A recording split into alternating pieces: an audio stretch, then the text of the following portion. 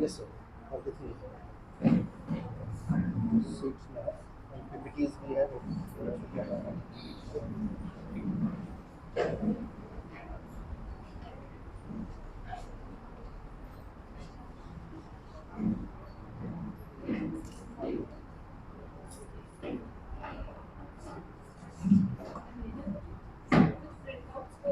Yes. Our seats रखे हुए हैं exam A very good morning to all of you. On behalf of the DBMS College of Education, I welcome the team from the National Human Rights Commission who have joined us today. Uh, this is a very august gathering and a very formal program. I request everyone to please put their phone on airplane mode or silent mode.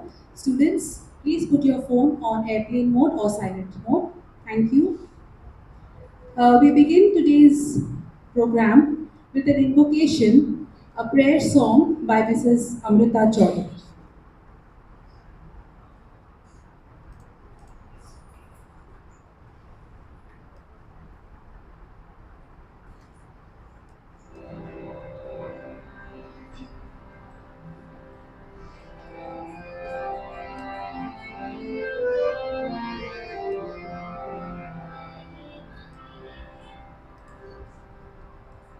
वैष्णव जन तो तेरी कहे जी पीर पराई जाने रे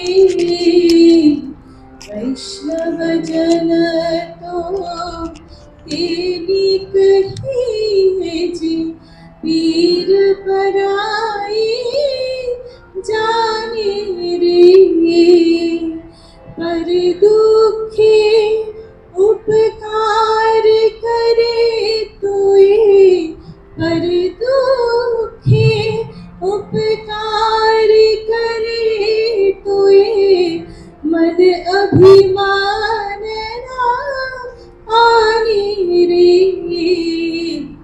वैष्णव जन तो तेरी कहे जी पीर पराई जाने रे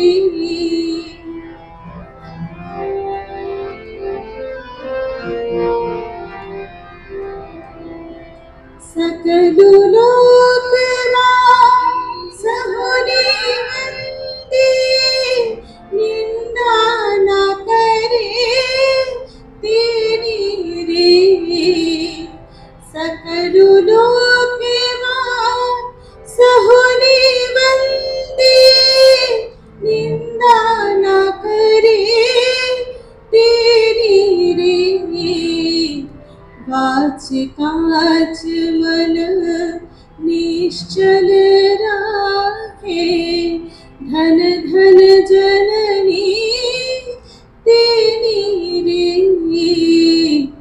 वैष्णव जन तो तेरी कहे जी पीड़ पराई जाने रे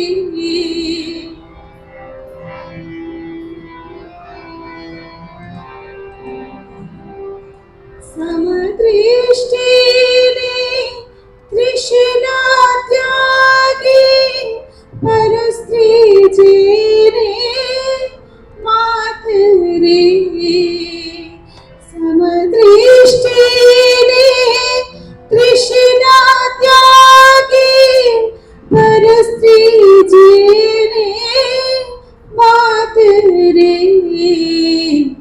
जिह्वा थकी असत्य ना बोले, पर धन लब झाले हाथ रे। वैष्णव जन तो तेली कहिए जी, पीर पराई जाने रे।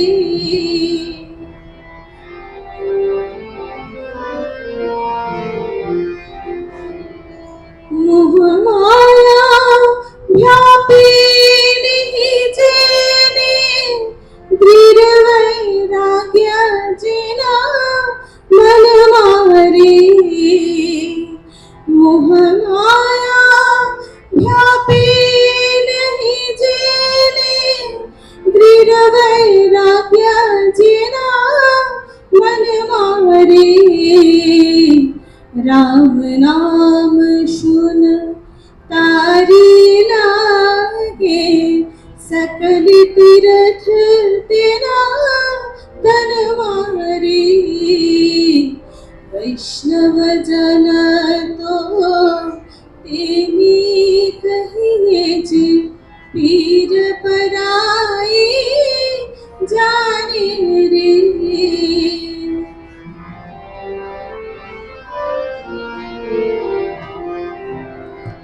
बन लोभीने कपट रहित छे, बन लोभीने कपट रहित छे, क्राम क्रोध निवारा रे।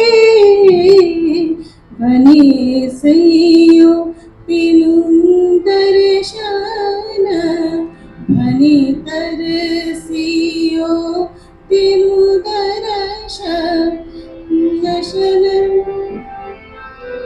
नारी रे। वैष्णव जन तो तेरी कहिए जी, पीर पराई जाने रे।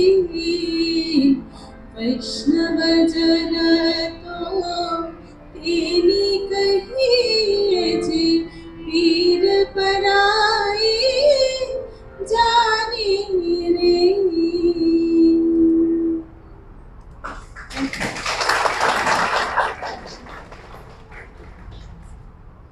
Thank you, Amrita ma'am.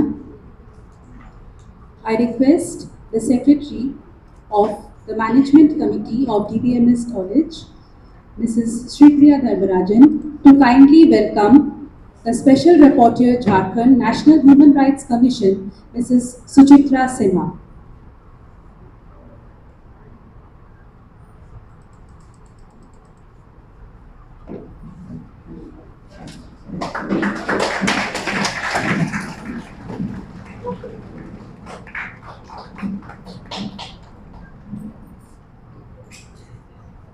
Thank you, ma'am. I request our principal, Dr. Juhi Samarpita, to kindly welcome Mrs. Sandhya Rani, District Nodal Officer.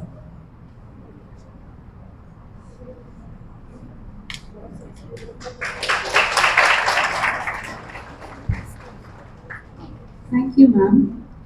I request Secretary, Governing Body, DBMS Managing Committee, Mr. Satish Kumar Singh, to kindly welcome Dr. Sunil Kumar, Deputy Director, Higher and Technical Education.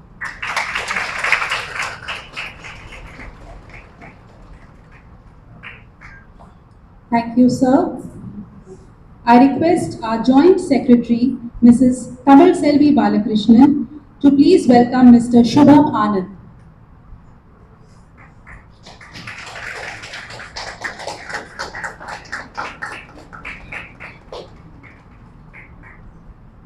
Thank you, ma'am.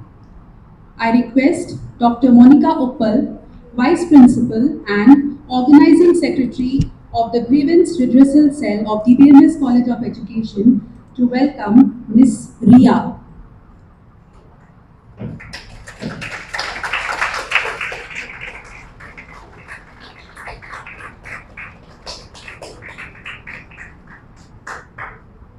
Thank Thank you, ma'am. I request Mrs. Gayatri Kumari, convener of the Grievance Redressal Cell, to please welcome Ms. Anushka.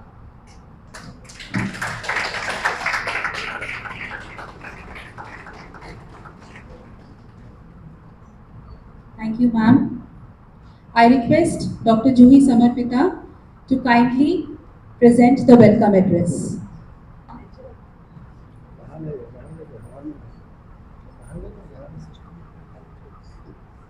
Thank you, Anjali.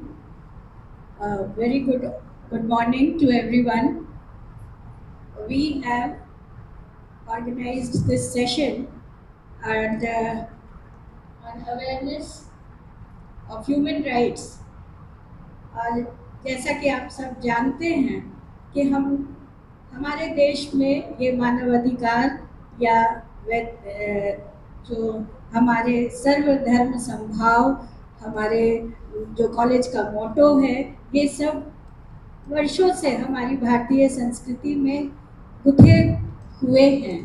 और आज हमारा यह सौभाग्य है कि हमारे बीच मानवाधिकार commission की rapporteur Jharkhand, Mrs. Suchitra Sinha, is present here amongst us as chief guest.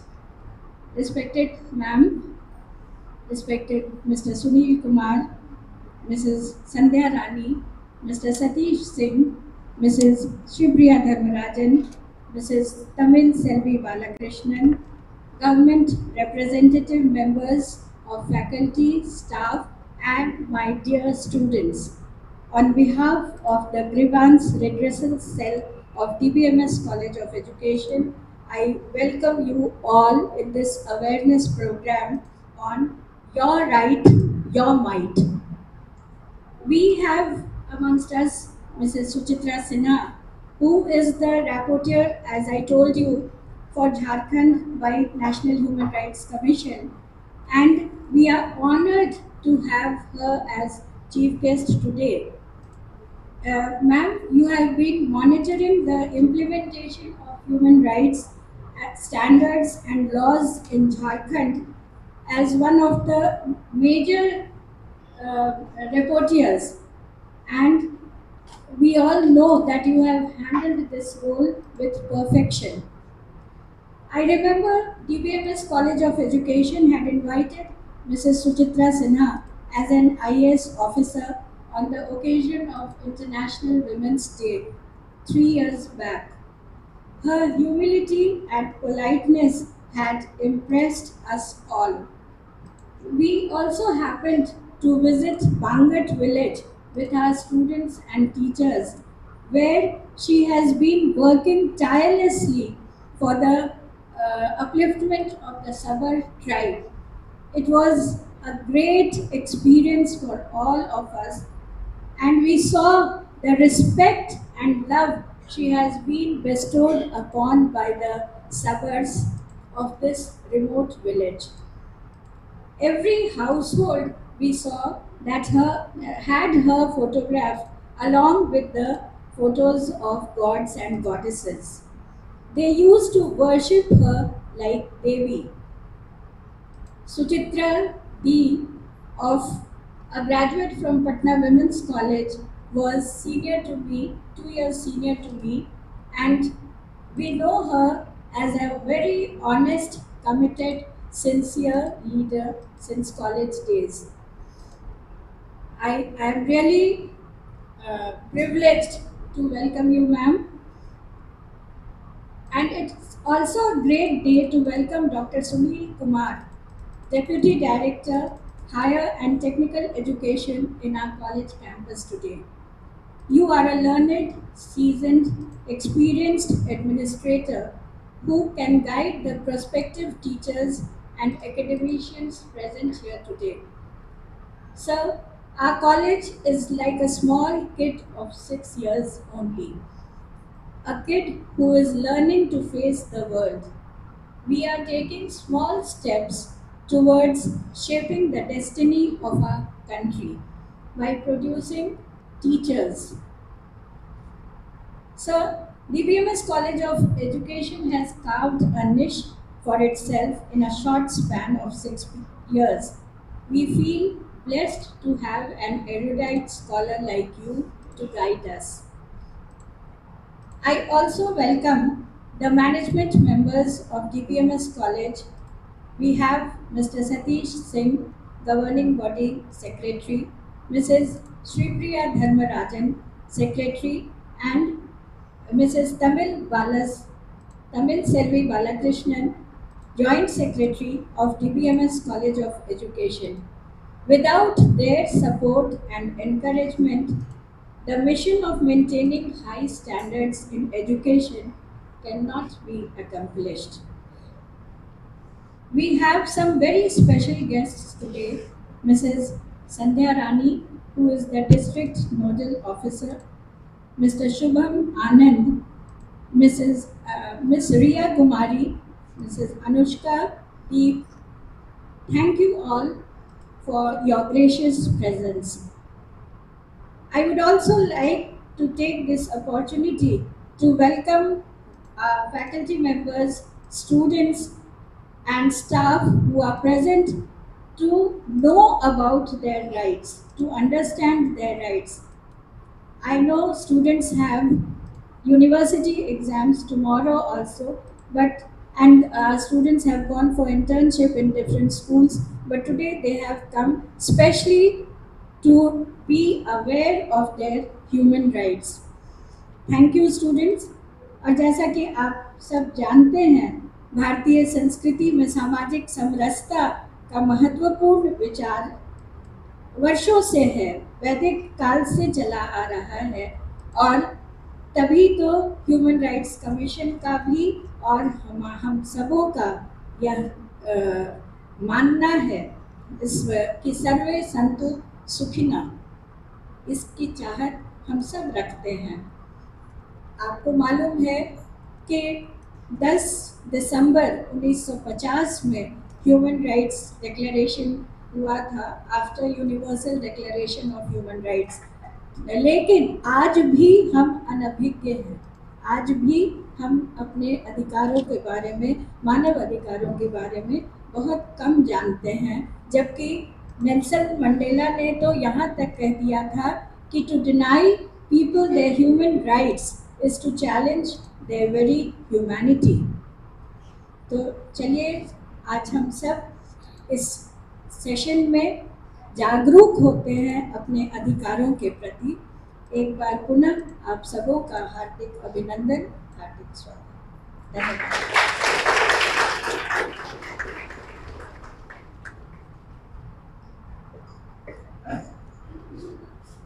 Thank you, ma'am. I request N. Shailaja, President of the Senate of the Student Council, to kindly lead the dignitaries onto the stage.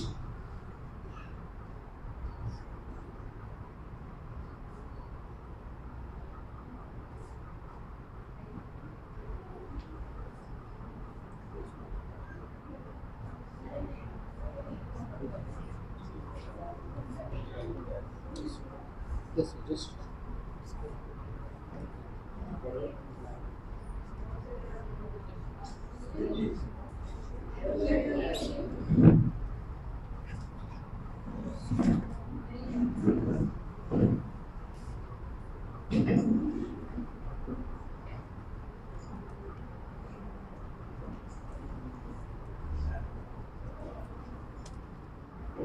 Thank you, Shailaja.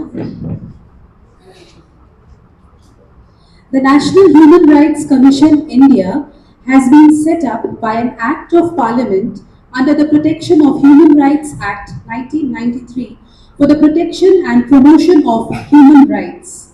The Commission is responsible for spreading human rights awareness amongst the masses and encouraging the efforts of all stakeholders in the field of human rights literacy, not only at the national level but at the international level too. NHRC is a unique institution because it is one of the few national human rights institutes in the world whose chairperson is the former Chief Justice of the country. The world looks at NHRC of India as a role model in promoting and monitoring effective implementation of promotion and protection of human rights. We are very glad today to have with us Mrs. Suchitra Sinha, a retired IAS who is currently working with National Human Rights Commission as Special Rapporteur for the state of Jharkhand. She retired on September 30th, 2019 as Special Secretary Agriculture, Animal Husbandry and Cooperative Cum Registrar of Cooperative Societies Government of Jharkhand. For the last 25 years, she has dedicatedly worked for the welfare of tribal people, especially particularly vulnerable tribal groups in Jharkhand. In 1995, while serving as a project officer for DWCRA program, she encountered primitive tribes like Sabar, Birhor and Pahadia in Saraikela, Kharswan district. To empower them, she guided the establishment of the Ambalika Society under the Society of Registration Act and became its mentor. Since 2002, Ambalika, under her guidance, has worked tirelessly for the socio-economic development of particularly vulnerable tribal groups in the Naxal-infested Red Corridor and the backward Saraikela Kharswan district. Providing skill training from institutes like NIFT and NID, Ambalika empowers artisans in traditional crafts, enabling sustainable income and better living standards. Previously making basic products, these artisans now create high-quality home decor items, winning prestigious awards like the Kala Nidhi Award and the first prize at the India International Trade Fair for 3 consecutive years. Ambalika ensures overall development through access to government programs, health facilities, life insurance, banking, infrastructure, and promoting nutrition and hygiene. Ambalika's comprehensive approach has earned recognition with experts recommending its model for comprehensive development. In March 2022, Mrs. Suchitra Sinha received the prestigious Women Transforming India Award from Niti Aayog and UNESCO for her efforts to this noble cause. We welcome you, ma'am, and the stage is yours to please address the students.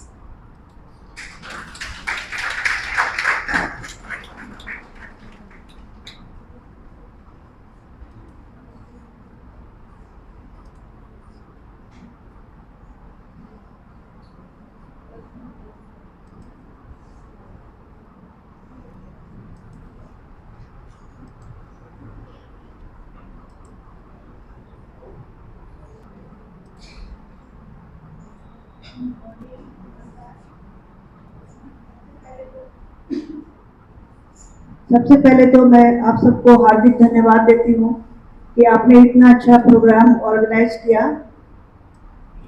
आज हम लोग यहाँ advocacy programme के लिए आए हैं।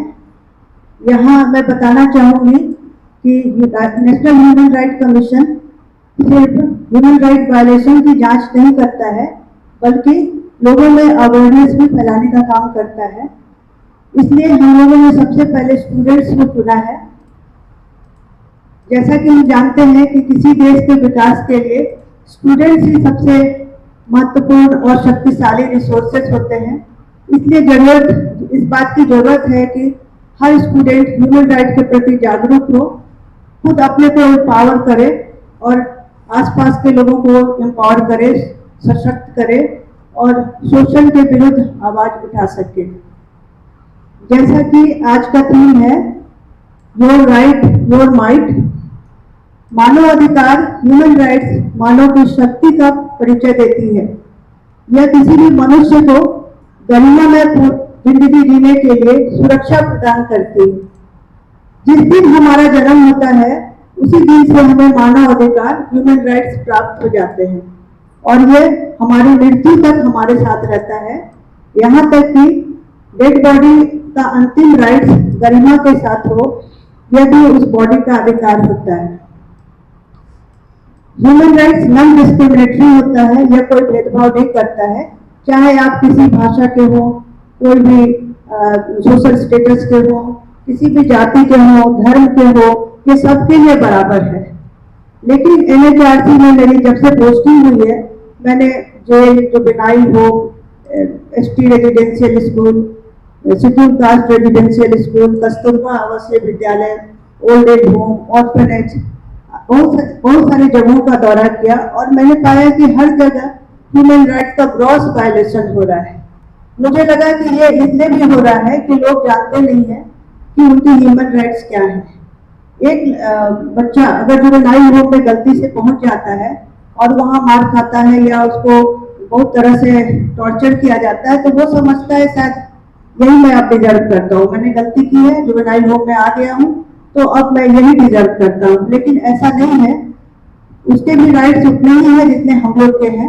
एक कैदी अंडर ट्रायल सुबह से शाम तक, रात तक वो अंदर बंद रहता है, ना तो उसको कोई स्किल डेवलपमेंट दिया जाता है, ना तो उसके एजुकेशन की कोई व्यवस्था है। और जब वो 4-5 साल के बाद वो उसका एक्विटल हो जाता है तो वो कहीं का भी नहीं बचता है। वो कैसे रिहेबिलिटेट करे सोसाइटी में, ये बहुत चिंता की बात हो जाती है। ये उसका ह्यूमन राइट है, उस प्रिजनर का ह्यूमन राइट है कि उसको स्किल डेवलपमेंट मिले, उसको एजुकेशन मिले, उसको न्यूट्रिशन मिले खाने में और स्पोर्ट्स की सुविधा हो, लेकिन ये सब कुछ भी नहीं मिलता है। तो ये बहुत चिंता की बात है। इसी 1993 में इसी उद्देश्य से नेशनल ह्यूमन राइट कमीशन की स्थापना हुई थी।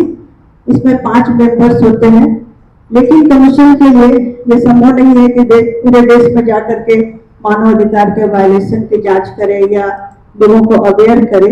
इसलिए हर राज्य में, हर स्टेट में एक स्पेशल रिपोर्टर की पोस्टिंग की गई है। झारखंड में स्पेशल रिपोर्टर मुझे बनाया गया है। ये उस राज्य के रिटायर्ड IAS या IPS ऑफिसर्स को बनाया जाता है। रिपोर्टर एक फ्रेंच वर्ड है, इसका मतलब डीप एम्बेसडर होता है। तो स्पेशल रिपोर्टर का मतलब है स्पेशल एम्बेसडर, और रिपोर्टर को कमीशन का आंख और कान भी बोला जाता है। सबसे पहले तो मैं आप लोग को स्टूडेंट्स के राइट्स के बारे में बताना चाहूंगी। इंडिया में भी स्टूडेंट्स को उतने ही राइट्स प्राप्त हैं जितने कि अमेरिका में है। सबसे पहला राइट है उनका राइट टू एक्सप्रेशन, भाषा की अभिव्यक्ति का अधिकार है। कोई भी स्टूडेंट अपने को बिना डरे हुए एक्सप्रेस कर सकता है। वो स्पीच से, राइटिंग से, पिक्चर से या और किसी मीडियम से वो अपने को एक्सप्रेस कर सकता है। इसमें उसे डरने की कोई जरूरत नहीं है, लेकिन इसकी अपनी सीमाएं हैं, इसका अपना लिमिटेशन है। वो किसी को बदनाम करने के लिए इसका मिसयूज नहीं कर सकता है। राइट टू एजुकेशन, यहाँ कुछ स्टूडेंट्स BEd के भी हैं, इसलिए मैं बताना चाहूंगी कि राइट टू एजुकेशन में 6 से 14 साल के बच्चों को शिक्षा ग्रहण करना अनिवार्य है। इसके अलावा किसी भी प्राइवेट स्कूल में गरीबी रेखा से नीचे के बच्चों को 25% उनका रिजर्वेशन होता है। और कोई भी स्कूल या कैपिटेशन फी या डोनेशन नहीं मांग सकता है। यहाँ तक कि प्राइवेट स्कूल्स में या गवर्नमेंट स्कूल में एडमिशन के समय जब बच्चों का एडमिशन होता है तो पेरेंट्स का इंटरव्यू भी इलीगल है। इसके अतिरिक्त राइट टू इंफॉर्मेशन है। अगर आपको लगता है कि परीक्षा में जितना आपने सोचा था उतना मार्क्स नहीं आए, तो आप उसका रीएवल्यूएशन करवा सकते हैं, मूल्यांकन करा सकते हैं। राइट टू शेल्टर, अगर किसी कारणवश आप PG या मकान मालिक को किराया देने में असमर्थ हो गए हैं, कर किराया नहीं दे पाए हैं, तो वो आपको घर से नहीं निकाल सकता है जब तक कि उसके पास कोर्ट का ऑर्डर नहीं हो। कोई भी PG या मकान मालिक आपके किराया नहीं देने की स्थिति में आपके घर की आवश्यक सेवाएं जैसे पानी, बिजली, इंटरनेट, भोजन आदि बंद नहीं करा सकता है। कोई भी PG या मकान मालिक आपके घर में जाकर के आपके सामानों का इंस्पेक्शन नहीं कर, बिना आपके परमिशन के नहीं कर सकता है। ये आपके राइट टू प्राइवेसी का वायलेशन है। इसके राइट टू कॉन्ट्रैक्ट में 18 साल के ऊपर के बच्चे किसी भी बैंक से लोन एग्रीमेंट पे साइन कर सकते हैं, लीज एग्रीमेंट पे साइन कर सकते हैं। इसके अतिरिक्त लड़कियों का कुछ विशेष अधिकार है जिसको मैं तुम्हें बताना चाहूंगी।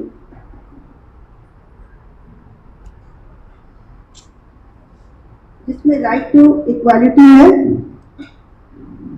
हम हमेशा देखते हैं कि लड़कियों को थोड़ा इंफीरियर समझा जाता है सोसाइटी में, उनको बराबरी का अधिकार नहीं दिया जाता है।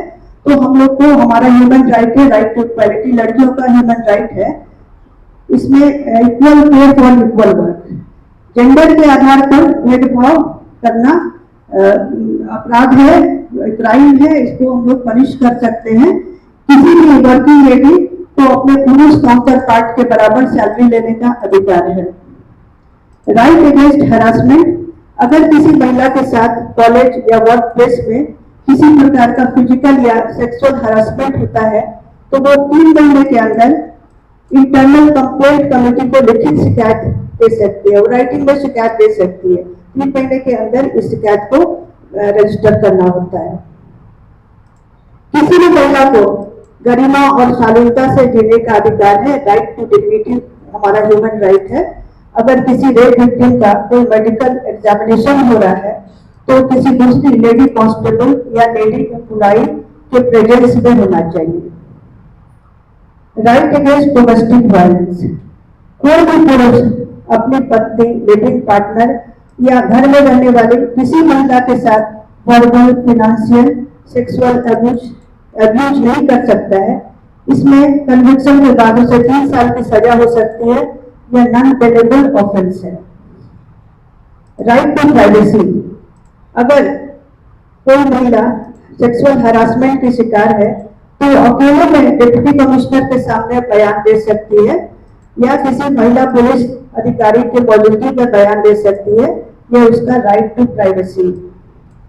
लीगल सर्विसेज ऑथोरिटीज एक्ट के तहत कोई भी rape victim legal service authority से मुफ्त कानूनी सहायता प्राप्त कर सकती है। लीगल सर्विस अथॉरिटी से मुफ्त कानूनी सहायता प्राप्त कर सकती है। एक इम्पोर्टेंट और भी हम लोग को कानून प्राप्त है, लेकिन आपको, मुझे पता नहीं है कि आपको प्राप्त मालूम है कि नहीं, किसी भी महिला को सनसेट के बाद और सनराइज के पहले गिरफ्तार नहीं किया जा सकता है। अगर किसी महिला से पूछताछ करनी है, अगर घर में जाकर के पूछताछ करनी है तो यह काम महिला कांस्टेबल या परिवार के सदस्यों के साथ होने चाहिए, अकेले में उससे पूछताछ नहीं की जा सकती है। कोई भी महिला वर्चुअली ईमेल से कंप्लेंट लॉन्च कर सकती है, अगर वह चाहे तो रजिस्टर्ड पोस्ट से थाना में कंप्लेंट कर सकती है।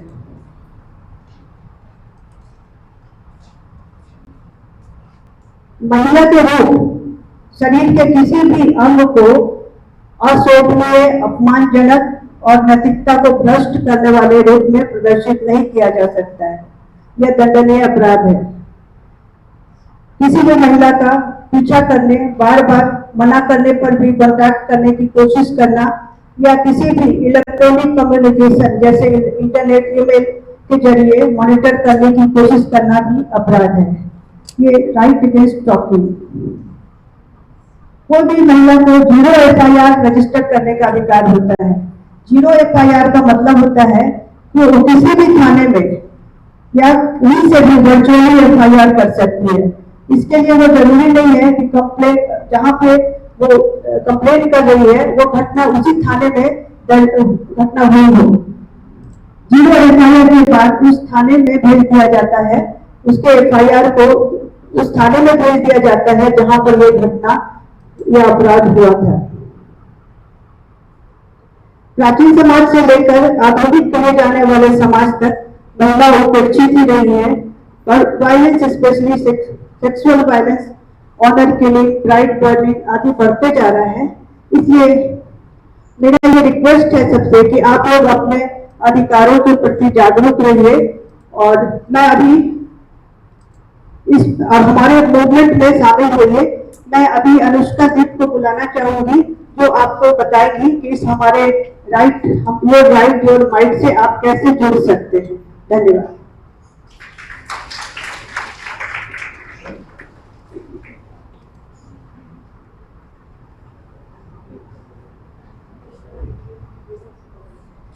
गुड मॉर्निंग और नमस्ते सभी को। मेरा नाम अनुष्का दीप है और मैं आप सभी को यहाँ माई राइट और माई माइट के बारे में बताने के लिए उपस्थित हुई।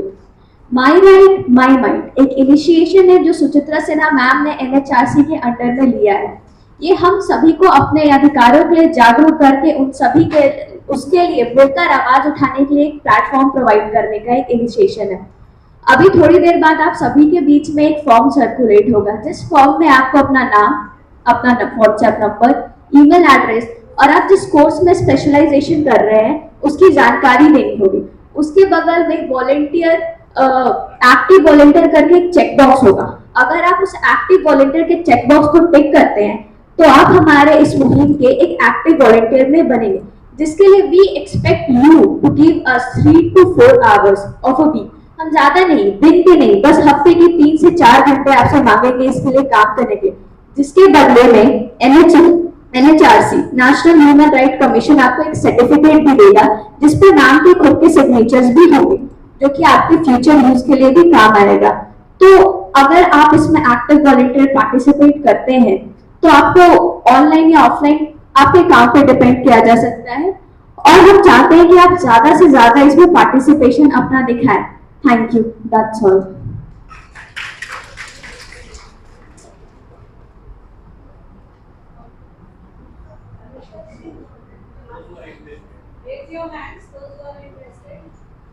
Those who are interested to be active participants and volunteer, please raise your hands. Thank you so much. We hope that you this actively cooperate with us.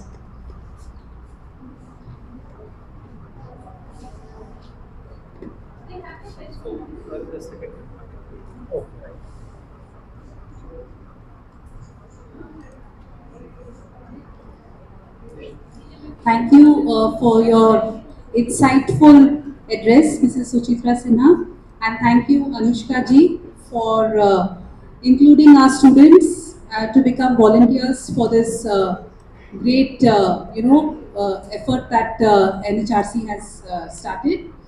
I now request Mr. Dr. Sunil Kumar to please address the students.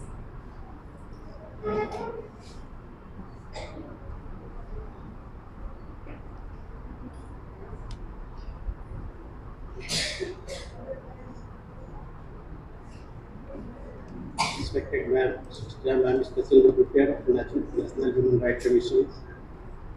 Sandhya Rani Ma'am, District Nodal Officer, Principal sitting on the dais, and the faculty members sitting off the dais, and my dear students.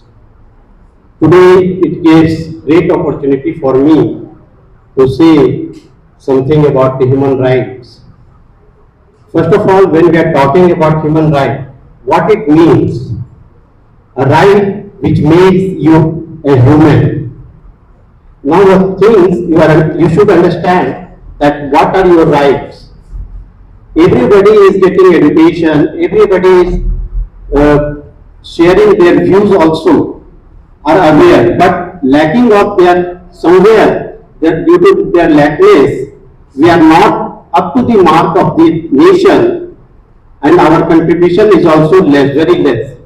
So unless and until you are not having good education, you cannot work on your rights, and as well as you will be the citizens or a human for the future. Because it is a great opportunity that the countries whichever has opted these human rights at their constitutional, that countries are being developed.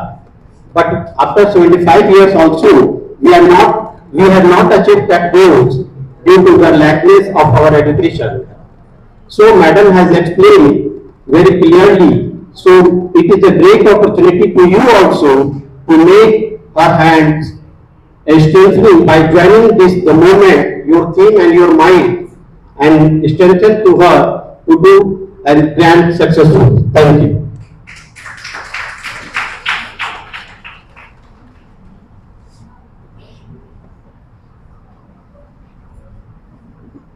Thank you, sir.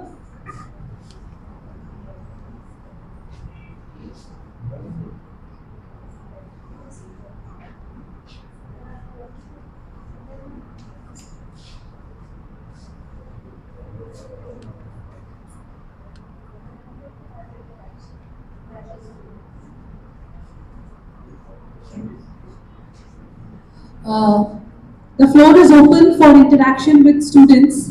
May I request Mr. Anthony to kindly pass on a mic. Students, if you have any questions, you may please ask our dignitaries on the dais, and they'll be more than happy to respond. Students,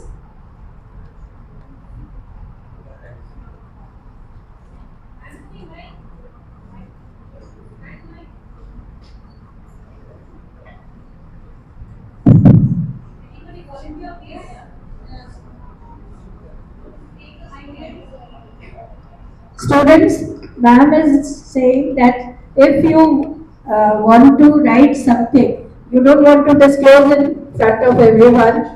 आपकी privacy confidential ये सारी बातें रहेंगी, आप लिख करके भी दे सकते हैं. If you think your right is being violated or anything which you want to share with ma'am and you don't want anyone else to know about it, then you can give it in writing. Good morning, ma'am.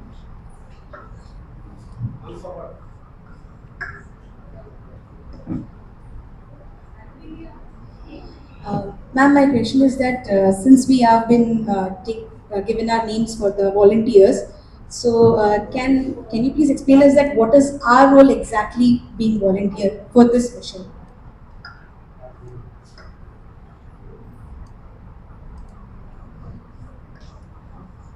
The role is not defined as such, लेकिन circumstances पे depend करेगा तुम्हारा क्या role रहेगा और तुम्हारे choice पे रहेगा. तुम बताओगे वहाँ पे तुम्हारे आसपास ह्यूमन राइट का वायलेशन हो रहा है तो कैसे हो रहा है, क्या हो रहा है, तो वो हम लोग टेकअप करेंगे और तुम्हारे लीडरशिप में ही टेकअप करेंगे. तो जैसे कहीं पर बच्चे स्कूल नहीं जा रहे हैं तो उनका राइट टू एजुकेशन का वायलेशन हो रहा है, अगर तुम्हारे नॉलेज में आएगा ये कि हाँ ये यहाँ पर ऐसा वायलेशन हो रहा है, इसको आप टेकअप कर सकते हैं, तो हम लोग उसको टेकअप करेंगे और तुम्हारा चॉइस पूछेंगे, तुम्हारा एक्सपर्टीज पूछेंगे जिसमें तुमको हम लोग इन्वॉल्व कर सकते हैं. Thank you ma'am. मैम, ऐसा कोई वॉल्यूशन या फिर ऐसा कोई रूल्स है जो एक टीचर्स के लिए बनाओ, क्योंकि being teacher is not that कि वी आर सेफ, ऐसा कोई है आर्टिकल्स या ऐसा कोई कॉन्स्टिट्यूशन में है जो टीचर्स को जानना बहुत जरूरी ठीक है, मैं बता दूंगी. मैं अभी हम लोग जो फोरम क्रिएट कर रहे हैं ना, उसमें ये इन्फॉर्मेशन चला जाएगा. तुम हो ना उस फोरम में आ रहे हो ना, your right your might, my right my might भी कहीं पर ये दो नाम से बोला जा रहा है, कहीं योर राइट योर माइट, कहीं पे माई राइट माई माइट. तो उस फोरम में तुम आओ, ये मैं बता दूंगी वहाँ पे. Thank you ma'am.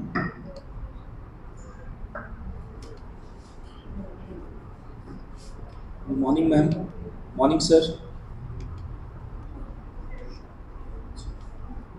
मैम, मेरा ये क्वेश्चन है कि अभी जैसे डेटा आया है तो उसमें लिखा गया है कि आबादी बहुत तेज़ी से बढ़ रहा है, इंडिया का भी नंबर 1 पे चल गया है, और जिस तरीके से आबादी बढ़ रहा है गरीबी भी उसी तरीके से बढ़ रहा है.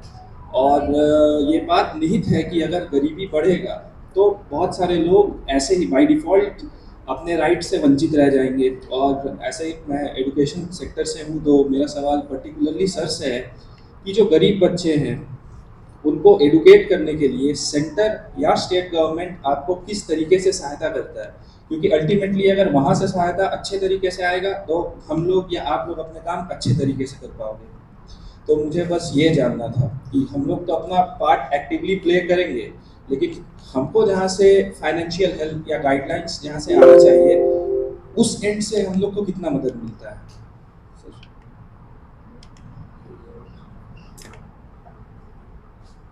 जब आप जान रहे हैं कि हमारा ये राइट है, ठीक है, और कुछ बच्चे या कुछ नहीं पढ़ पा रहे हैं, means they are not taking proper education, उनको जैसे मैडम ने बताया कि 6 से 14 साल के बच्चे को फ्री ऑफ कॉस्ट पढ़ाई कर देनी है, गवर्नमेंट का रूल्स है. लेकिन अगर इसका कहीं वायोलेट हो रहा है, बल्कि स्कूल जाने के बजाय बच्चे और कहीं दूसरे काम में उनको यूटिलाइज किया जा रहा है by other sources, we are knowing that different sources उनको यूज करते हैं, तो वैसे कंडीशन पे हम लोग का ये राइट बनता है बीइंग एजुकेटेड पर्सन नेशन के कि भाई उन बच्चों को थोड़ा सा बताना कि भाई ये तुम्हारा ये प्लेटफॉर्म अभी नहीं है, अभी तुम्हारा प्लेटफॉर्म है पढ़ाई करने का, आप पढ़ाई करें। 6 से 14 साल के बच्चे को स्कूल्स में भी फ्री ऑफ कॉस्ट है, तो फिर उनको स्कूल जाने में क्या प्रॉब्लम है? तो क्यों नहीं जाते हैं? कुछ इंटरनल प्रॉब्लम होता है कि गरीबी के कारण उनको काम के लिए भेज दिया जाता है। तो हमें बताना है कि भाई काम के लिए भी बहुत सारी सरकार की स्कीम्स हैं जहाँ से आपको बहुत सा बेनिफिट मिलती है। तो बच्चे को जो 6 से 14 साल के बच्चे हैं उनको पढ़ाई करना है। जब तक पढ़ेंगे नहीं तब तक उनको अपना अधिकार मालूम ही नहीं होगा। अधिकार नहीं मालूम होगा तो फिर उस शक्ति का यूज कर ही नहीं पाएंगे। Is it clear?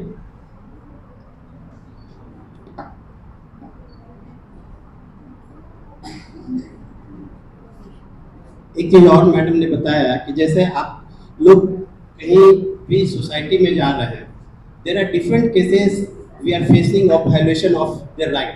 मान लीजिए सपोज एक छोटा सा एग्जांपल है कि आप जहाँ गए हैं या किसी गरीब के बच्चे या गरीब आदमी वहाँ पे आ गए हॉस्पिटलाइजेशन में, और वहाँ हॉस्पिटल में किसी कारण से वहाँ पे नहीं उनको ये उसको प्रॉपर केयर मिल रहा है, तो ये हमारी ड्यूटी बनता है, चूँकि we are the educated person for this nation, कि भाई आप क्यों नहीं उस गरीब आदमी को या उनको आप केयर करेंगे। What is wrong with you? क्योंकि बहुत सारे सरकारी अस्पताल में सारी सुविधाएं निःशुल्क हैं, तो भी बहुत जगह करने से कोताही बरतते हैं। तो हमारा ये राइट बनता है कि उनको वो चीज़ बताना। Thank you. Good morning ma'am. मेरा सवाल ह्यूमन राइट्स से थोड़ा अलग हटके है। As we are privilege that हम आपसे मिले, ऐसा आप एक IAS ऑफिसर रही हैं, तो मेरा सवाल ये है कि अभी जैसे आप सोशल मीडिया में देख लो, सारे प्लेटफॉर्म्स पे एक ट्रेंड चलता है कि IAS ऑफिसर बनना है सबको। बेसिकली वो पावर और लाइफस्टाइल के बेस पे रहता है, रील्स चलते हैं, बच्चों को लगता है IAS ऑफिसर जो है हमें बनना पड़ेगा।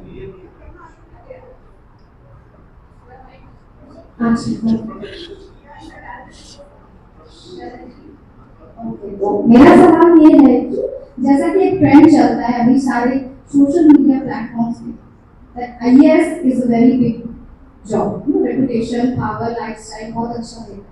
तो अभी जैसे न्यूज में आ रहा है कि कुछ लोग जो है इसका गलत फायदा भी उठाते हैं, जैसे फिजिकल डिसेबिलिटीज दिखा के वो बन जाते हैं।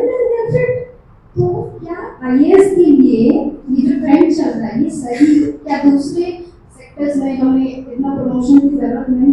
That's my question. इसका क्या मतलब? इससे क्या मतलब?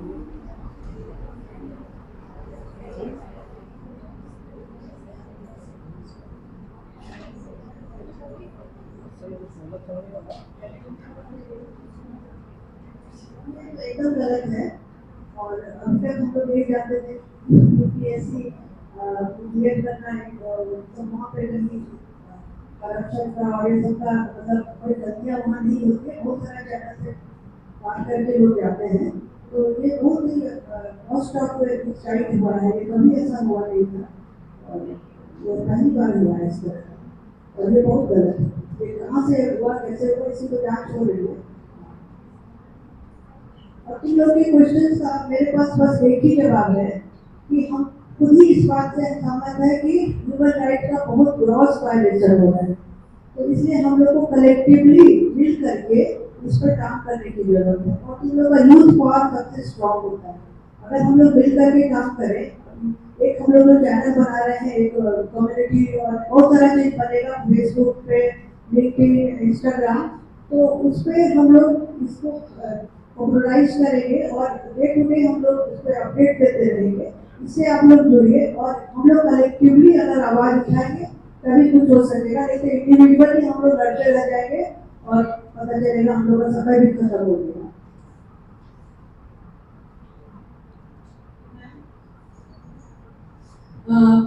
Even I want to add to this कि even in our college हम लोग भी यहाँ पे हमारे बहुत एक्टिव ग्रीवेंस सेल चलता है और हमने जगह जगह कॉलेज में भी सजेशन बॉक्सेस लगाए हुए हैं। तो इवन अगर बच्चे को कोई ग्रीवेंस है तो वो लिख के उसमें डालता है and the management has the right to open it and see it. तो हम लोग यहाँ पे ह्यूमन राइट्स पे बहुत ध्यान देते हैं, स्पेशली विमेन राइट्स पे, और उसके लिए अवेयरनेस प्रोग्राम्स हम लोग काफ़ी चलाते हैं और बहुत सारे डिग्निटरीज को इनवाइट करते हैं, विमेंस डे सेलिब्रेट करते हैं। और ग्रीवियंस में भी हमने एक रूल बनाया हुआ है कि एनी ग्रीवियंस जो हमारे कॉलेज में आता है, हम 7 डेज के अंदर अंदर उसको सॉल्व या एटलीस्ट वो कमिटी के आगे प्रस्तुत हो जाता है। बिकॉज जैसे कई बार आ जाता है, कोई ग्रीवियंस आ जाता है कि कोई टैप ठीक नहीं है या कुछ है, तो हम उसका देखते हैं। इवन फॉर स्पेशल चिल्ड्रन जो हम लोग के यहाँ आते हैं, we have ramps and we have bathroom में लैम्प्स वगैरह स्पेशली फिटेड फॉर देम, जिससे उन लोगों को जो उनकी राइट है एक कॉलेज में एंटर करने का, वो पूरा हो। तो वी डेफिनेटली कॉलेज के अंदर अवेयरनेस प्रोग्राम्स और ये सब चलाते हैं, बट स्टिल जब हम बाहर जाते हैं और देखते हैं कि कई स्कूल्स में ऐसा नहीं होता, तो हम चाहेंगे आपको कुछ ऐसा अवेयरनेस प्रोग्राम इन टीचर्स के लिए कीजिए कि जब ये स्कूल्स में जाएं तो देखें कि वहाँ के बच्चों को भी उतना मिले। तो आई एम वेरी हैप्पी, मैं अभी चेक कर रही थी, most of our students, I think 80% of them have volunteered कि वो काम आपके साथ करेंगे। So I think very happy कि आपका ये जो ट्रिप यहाँ है, ये जो विजिट है, काफी फ्रूटफुल है। Thank you so much. बहुत खुशी की बात है कि आप लोग के कॉलेज में ह्यूमन राइट्स पर इतना ध्यान दिया जाता है। तो ये सारे हम लोग फ्रैगमेंटेड वे में कर रहे हैं, अलग अलग कर रहे हैं, वो इसी की फ्रैगमेंटेशन को ही यूनाइट करना है और यूनाइट करके काम करना है। तब देखिए हम लोग क्या कर सकते हैं, हम लोग निरंतर कर देंगे। आसपास जितने भी ह्यूमन राइट्स के वायलेशन हो रहे हैं बहुत हद तक रुक सकता है अगर हम लोग मिलकर काम करेंगे।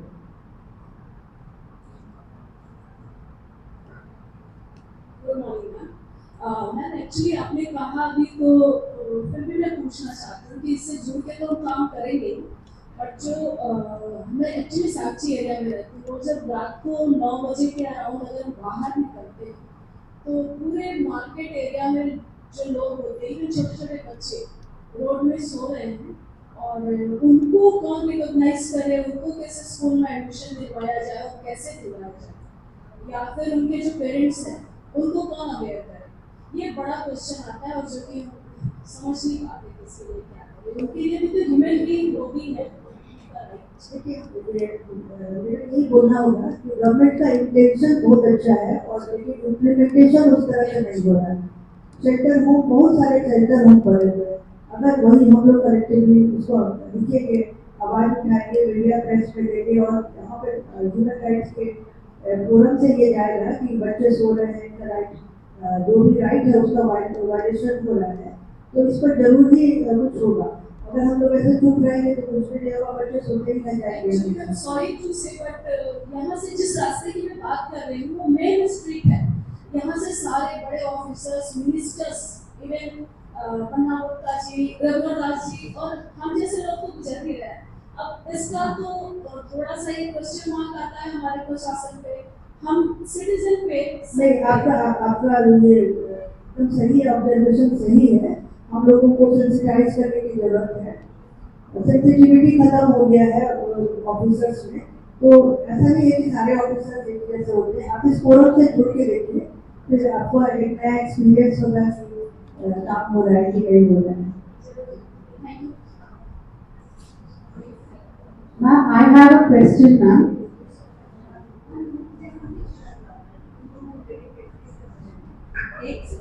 एक बात मैं ऐड करना चाह रही थी, कंचन आपने जो क्वेश्चन किया, ये काम मैडम सुचित्रा सिन्हा जी इसी के लिए रैपोर्टियर को बनाया गया है, because most of the educated people they don't know themselves about their rights.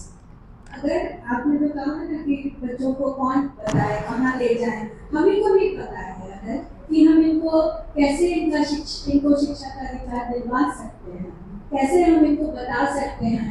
हमको मालूम नहीं है तो हम उनको कैसे हेल्प करेंगे।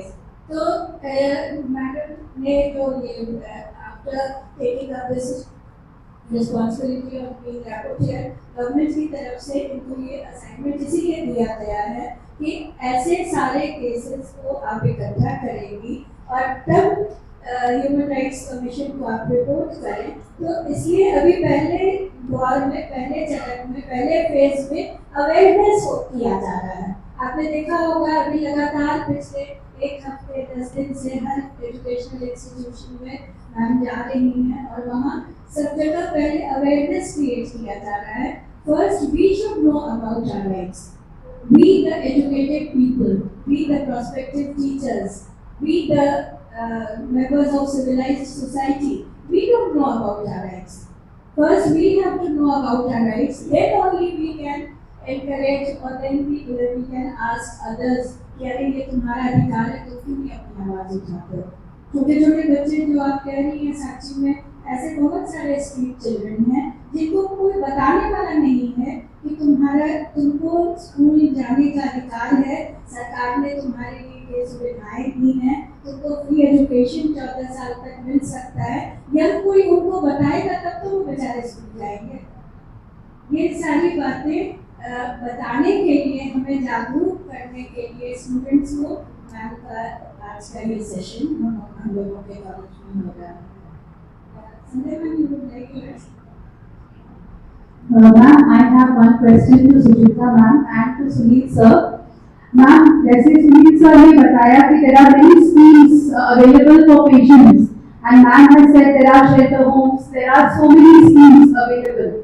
So ma'am, what is the follow-up? Today, if a patient gets admitted under a scheme in one government hospital or in any hospital and it has come in the papers that in this under the scheme this patient has got admitted.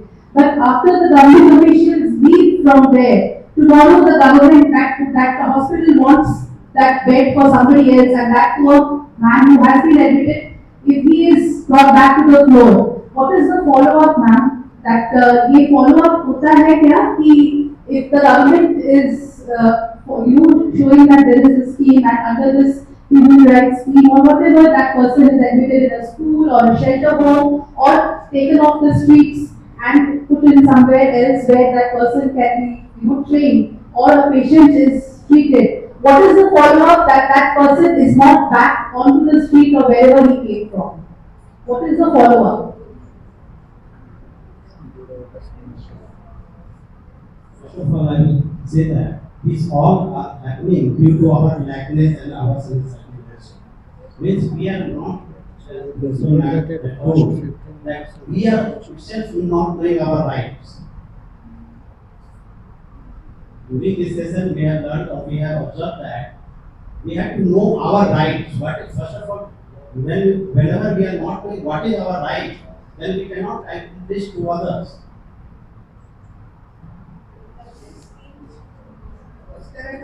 इस तरह की जो समस्याएं आ रही है, problems है, वो भी हो रहा है, वायलेशन हो रहा है। इसके ही यही ऑब्जेक्टिव है माई राइट माइंड का को बनाने का, यही ऑब्जेक्टिव है कि हम लोग कलेक्टिवली फाइट करेंगे। इसका अगर एक जैसे आपने कहा कि हॉस्पिटल में उसके बाद कुछ नहीं होता है, तो आप एक इन्फॉर्मेशन इस फोरम को दे दीजिए कि हाँ ऐसे हो रहा है, पिक्चर से साथ दीजिए। उसके बाद हम लोग फिर पूछेंगे इसको, जब तक कि आप मतलब मैं पहले ही मान चुकी है इस बात को कि लोग सेंसिटिव हो चुके हैं, उनको कोई मतलब नहीं है कि कोई काम हो रहा है नहीं हो रहा है। तो बाई प्रेशर हम लोग को काम कराना होगा। एक तो उनको अपना सोशल स्टेटस और वो सब की चिंता लगती है, अगर पेपर में आए ह्यूमन राइट्स की तरफ से एक लेटर चला जाए या कुछ तो एडवाइजरी इशू हो जाए तो वो अपना काम करेंगे। लेकिन इसके लिए हम लोग को राइटिंग में उस फोरम पे लिखने की जरूरत है। और थैंक यू। और अगर सप्लीमेंट हम लोग करें पिक्चर्स के साथ तो और भी अच्छा रहेगा। तो हम लोग देखिए माई कोई मैजिक बैंड हम नहीं करेंगे, लेकिन हम लोग कोशिश करेंगे कि जो अर्थ हो गया है पूरा एकदम जम गया है उसको थोड़ा आइस ब्रेक करने की कोशिश करेंगे। और हम लोग सब लोग मिल जाएंगे अगर तो जरूर कुछ ना कुछ अच्छा होगा। Anthony ji, Actually, these rights are there since 1950, and even after independence, it was not implemented. Even after 75 years, we are facing such problems because we are not aware of our rights. So, sir ने जैसा कहा और ma'am भी कह रही हैं कि आप अगर इस तरह के केसेस देखते हैं तो प्लीज रिपोर्ट इट। और आज अभी जब पूरे इंडिया में ये चल रहा है, लेकिन झारखंड में मैडम सुचित्रा सिन्हा के आने के बाद हम लोग को अवेयरनेस प्रोग्राम ये शुरू किया गया।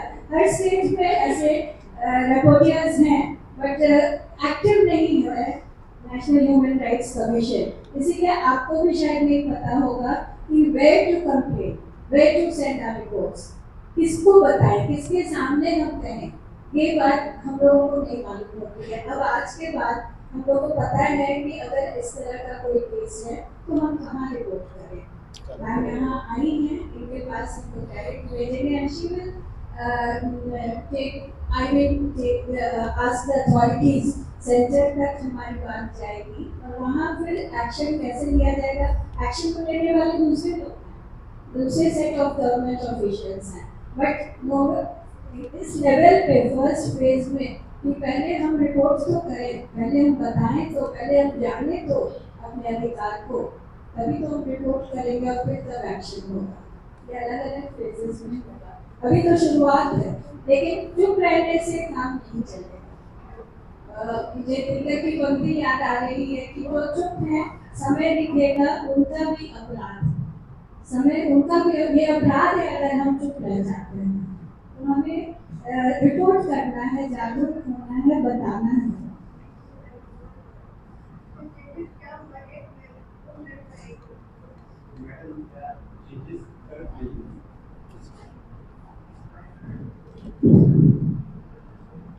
मैडम का काम क्या है, छोटा सा वीडियो में देख लीजिए, उसके बाद थोड़ा सा ठीक।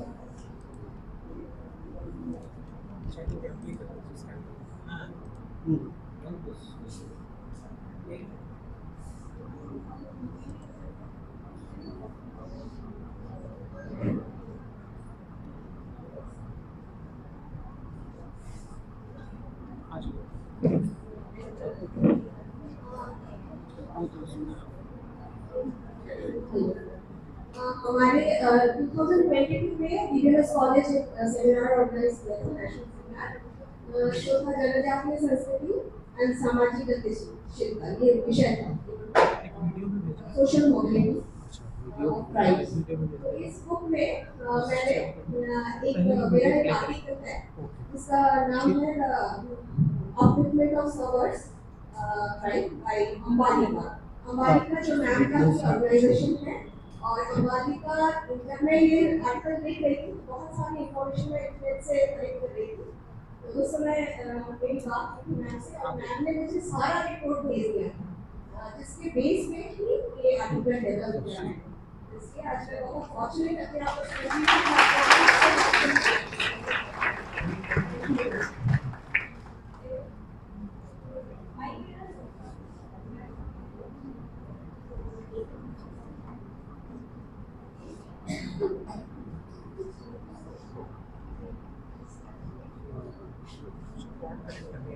नहीं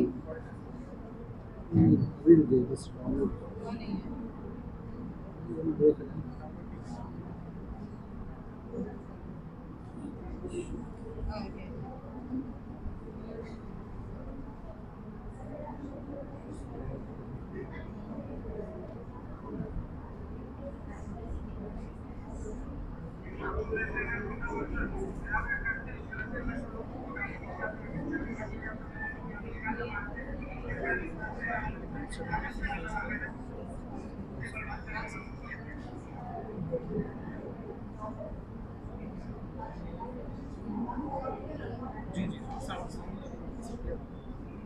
साउंड एक बार देख लीजिए इस पिक्चर को। ये जुवेनाइल होम जमशेदपुर का है। जमशेदपुर को हम लोग इतना एडवांस सिटी समझते हैं। ये जुवेनाइल होम जमशेदपुर का जो बच्चे हैं जिन्होंने अपने पूरे बॉडी को काट लिया है, सबसे बॉडी से ब्लड निकल रहा है।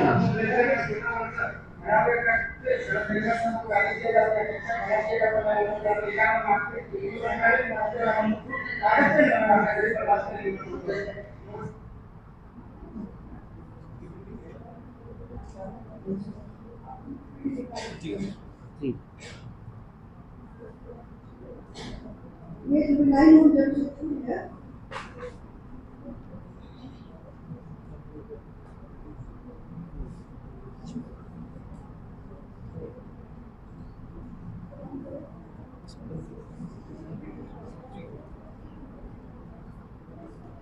जुवेनाइल होम जमशेदपुर का वीडियो आप लोग देख रहे थे। हम लोग मई के महीना में गए थे यहाँ पे। जुवेनाइल होम में 18 साल के नीचे के बच्चे रहते हैं। अगर कोई क्राइम पेटी उनका क्राइम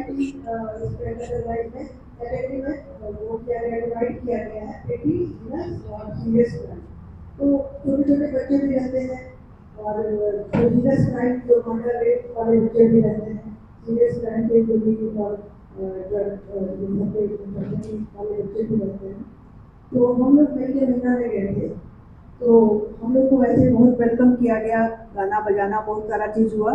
तो हम लोग ने कहा कि अच्छा आप इसको बंद कीजिए, अब हम लोग थोड़ा बच्चों से मिलेंगे। तो बच्चों से जो भी बात हम लोग कर रहे थे, बच्चे इतने डरे हुए थे कि कुछ भी नहीं बोल रहे थे। लेकिन जब मैंने बताया कि देखो हम लोग ह्यूमन राइट कमीशन से आए हुए हैं, हम लोग तुम्हारे लिए आए हुए हैं और तुमको बताने आए हुए हैं कि तुम्हारे अपने ह्यूमन राइट्स हैं और गलती से तुम लोगों ने एक बार गलती कर दी, तुम लोगों को बताने वाला कोई नहीं था। ज़्यादातर बच्चे मतलब 100% बच्चे ही बिलो पॉवर्टी लाइन के थे, तो नेचुरली उनको गाइड करने वाला कोई नहीं होगा घर में। तो और मैंने ये भी बताया, गांधी जी बोलते थे ना, पाप से घृणा करो पाप से नहीं, ऐसे करके उनका कॉन्फिडेंस जनरेट कराए। उनको लगा कि नहीं ये लोग सच में हेल्प करने के लिए आए। तो एक बच्चे ने धीरे से मेरे हाथ में एक चिट पकड़ा, उसने लिखा था मुझे आपसे कुछ कहना है। तो फिर मैं गई उनके पास, तो बच्चे ने कहा कि नहीं अकेले में बोलना है। तो फिर हम लोगों ने जितने भी ऑफिसर्स और स्टाफ थे, कांस्टेबल, सबको बाहर हटाया और फिर बच्चों से बात शुरू हुई। तो एक बच्चा थोड़ा खुला कि हम लोग को मारपीट किया जाता है, खाना नहीं दिया जाता है, हम लोग को दिन भर बंद करके रखा जाता है। गर्मी के महीना में जब फैन एकदम धीरे धीरे चलता है, मतलब उनके यहाँ लोड शेडिंग बहुत ज़्यादा था और लाइन उसमें कट भी जाता है, फिर भी खिड़की पूरा बंद करके और हम लोग को दरवाज़ा बंद करके रखा जाता है। तो हम लोग की हालत तो जानवर से भी बदतर है, कुछ हम लोग को बचाइए। तब तक ऐसे करते करते बच्चे खुलने लगे। ऐसा लगा जैसे उन लोग के पास वो क्रांति मूवमेंट आ गया एकदम। वो सब लोग बोलने चिल्लाने लगे, अभी नहीं बोलोगे तो कभी नहीं बोलोगे, सबको मिल के बोलो। कुछ बच्चे अपना हाथ पैर काटने लगे, कुछ बच्चे चिल्लाने लगे। और मैंने जब मना किया है कि नहीं तुम लोग को क्या खाना नहीं अच्छा मिलता है, क्यों गुस्सा हो, तो किसी बच्चे ने बताया नहीं खाना तो मैडम कुछ भी खा लेंगे लेकिन हम लोग को मारपीट से बचाइए। इसमें कांस्टेबल 2 कांस्टेबल ग्रिल से हाथ खींच लेता है और पीछे तो एक कांस्टेबल पीठ पर इतना मारता है। मैंने उसने कपड़ा उठा करके भी दिखाया तो पूरे पीठ पे दाग, ब्लैक दाग थे। तो मुझे बहुत ही बुरा लगा देख करके। और उस जुवेनाइल रूम में कोई सीसीटीवी नहीं लगा हुआ था। और बच्चे से मैंने पूछा कि तुम लोग मीठा कब खाए थे पहले, मतलब इसके पहले मैंने पूछा तो मई के महीना में एक बच्चे ने बताया कि हम लोग दिवाली में खाए थे। तो ये भी बहुत बुरा लगा। मैंने मिठाई मंगवाया, उन लोगों को खिलवाया उसके बाद, लेकिन तभी बच्चे बहुत ही एग्रेसिव मूड में थे और मेरे आने से उनका वो भी बढ़ गया था, मतलब बेल्ट आउट जो कर रहे थे उतने दिन का जो पेंटअप उन लोग का जो था वो निकाल रहे थे। फिर मैंने उनसे वादा किया कि नहीं जरूर तुम्हारे लिए कुछ करेंगे, तो मेरे ऊपर विश्वास करो। तो कुछ बच्चों ने बोला कि बहुत लोग आते हैं बोल करके चले जाते हैं, कुछ तो करते नहीं है। मैंने कहा कि तुम बहुत लोगों को देखे होगे लेकिन मुझे भी देख लो कि मैं क्या करती हूँ। फिर मैंने फ्लाइट का टिकट ले करके दिल्ली में जाकर के चेयरमैन भी बहुत बिजी थे, उनका बहुत सारे डिग्निटरीज आए थे। तो मुझे 10 बजे से लेकर 4 बजे तक वेट करना पड़ा, लेकिन मेरा था कि नहीं मिलना ही है इनसे। तो चेयरमैन को मैंने बताया कि सर ऐसे बहुत ही मुश्किल में बच्चे जमशेदपुर जुवेनाइल होम में हैं और उनको इमीडिएट रिलीफ बहुत ज़रूरी है।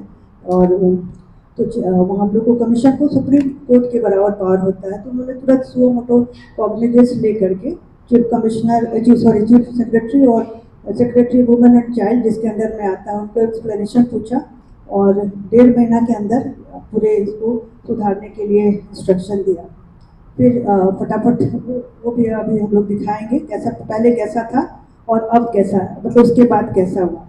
तो पहले कोई ऑफिसर भी नहीं थे, बाद में मैडम संध्या जी वहाँ पर पोस्टेड हुई, उन्होंने जल्दी जल्दी वहाँ सब कुछ काम करवाया और काफ़ी सुधार आ गया पहले से। और तो ये आपको पता कि कुछ नहीं होता है, फॉलो अप कर, अगर मन में इच्छा हो कि नहीं करना ही है कुछ तो जरूर हो जाएगा और कलेक्टिवली ही होगा।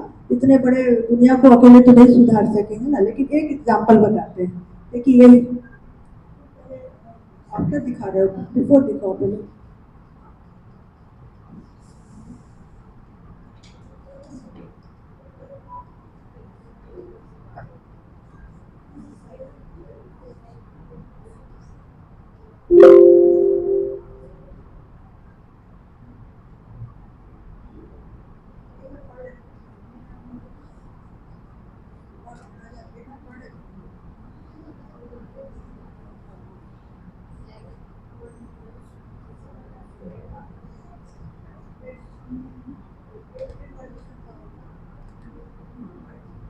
लिविंग कंडीशन यही था पहले,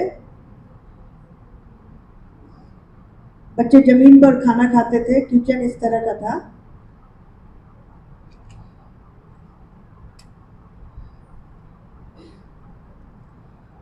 इसी ग्रिल से वो कांस्टेबल उनका हाथ बाहर खींच लेते थे और तीसरा डंडा से पीटता था।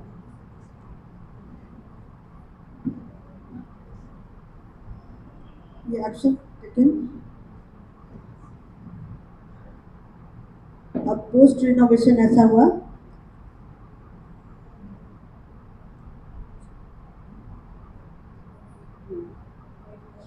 हाँ फैन लाइट्स, पहले एक ही फैन था जो बहुत धीरे धीरे चलता था और नहीं के बराबर ही था, लेकिन फिर लाइट्स लग गए, फैन लग गए, सीसीटीवी कैमरा लग गया। इन लोग को टॉयलेटरीज और बेडशीट ऐसा बहुत कम मिलते थे, लेकिन अब प्रॉपर इन लोग को मिलने लगा। अच्छा ये खिड़की अब खोल सकते थे, विंडो पर वो मेश लगा दिया गया, डाइनिंग और किचन सब जगह, क्लासरूम, फायर एक्सटिंग्विशर लग गया, वाटर स्टोरेज, आर हाँ हाँ हाँ हाँ कूलर। अब daily yoga class started, timing setup. 86 बच्चे हैं उस समय, 86 में। हाँ नहीं, वहाँ पे 116 बच्चे थे।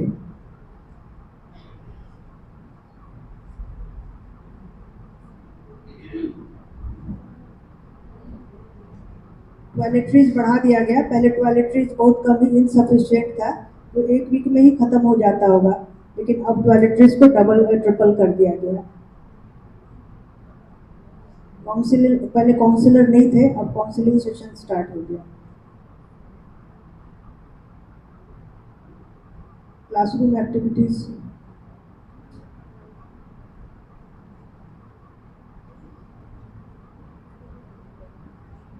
Vocational training, computer training. अब पहले टेलीविजन अलाउड नहीं था उनके लिए, अब वो उनके लिए एक समय बना दिया गया, 1 घंटा के लिए वो कोई भी सीरियल देख सकते हैं।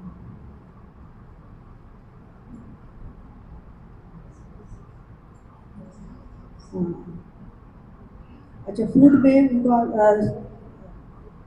2 दिन उनको मीठा हो गया, मीठा खाने के लिए तो कुछ रेसिपी मीठा का रहता था। हलवा दिख रहा है, हलवा, हाँ।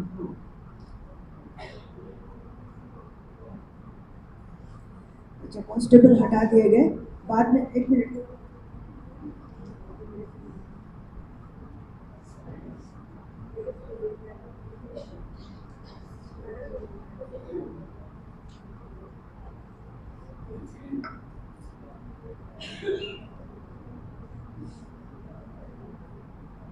अब बच्चे खुश होकर के मिल रहे हैं और थैंक्स दे रहे हैं कि सब कुछ अच्छा चल रहा है, खाना पीना अच्छा मिल रहा है।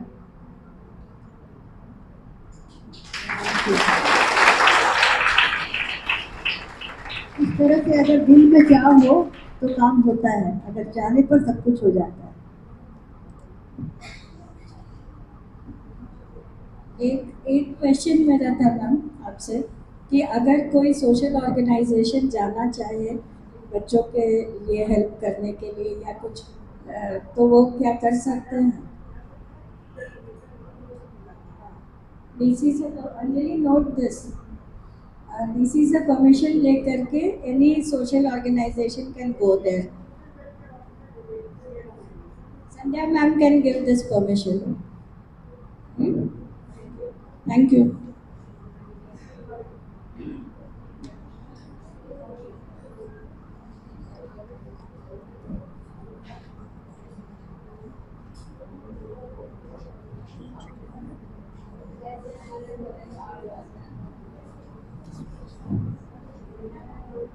Thank you, ma'am, and hats off to this commendable initiative that the NHRC has taken. I stand corrected, ma'am.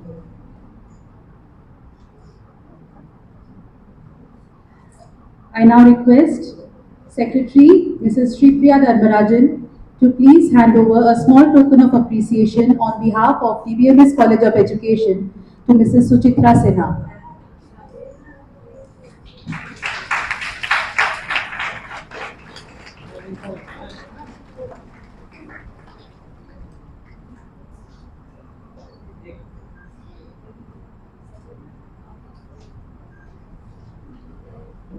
Thank you, ma'am. I request our principal, Dr. Jimmy Samarjita, to please hand over a small token of appreciation to Dr. Sunil Kumar.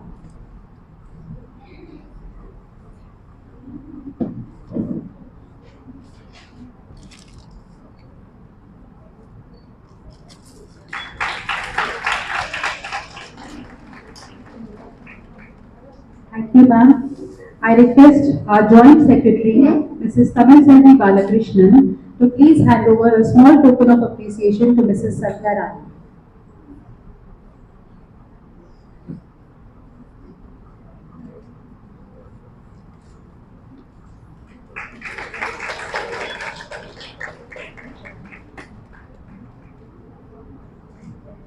Thank you, ma'am. I now request Mrs. Gayatri Kumari, Convener, Grievance Redressal Cell, to please propose the vote of thanks.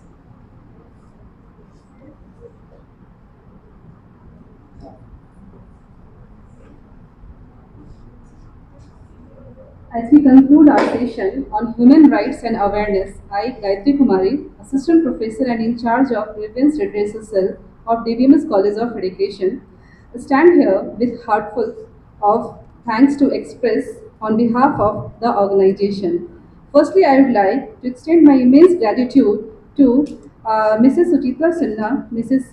Sandhya Rani, Dr. Sunil Kumar, with Ms. Riya Kumari, Ms. Anushka Deep, and Mr. Shubham Anand. We are deeply grateful for your willingness to share your knowledge with us today. Your suggestions and contributions have enriched our discussion and highlighted the importance of active involvement in this crucial topic. Let us carry forward the insights and inspiration we have gained today. A special thanks goes to our management members, Mr. Satish Singh, Secretary Governing Body, Mr. Shripriya Dhanrajan, Secretary, Mrs. Tamil Selvi Balakrishnan, Joint Secretary, Dr. Juhi Samarpita, Principal, Dr. Monica Uppal, Vice Principal, all the faculty members, non-teaching staffs, and our dear students. A special thanks to Anjali ma'am for wonderful conduction of program. Your support is invaluable in nurturing a generation which is aware and actively involved in human rights advocacy. Thank you so much. Thank you everyone.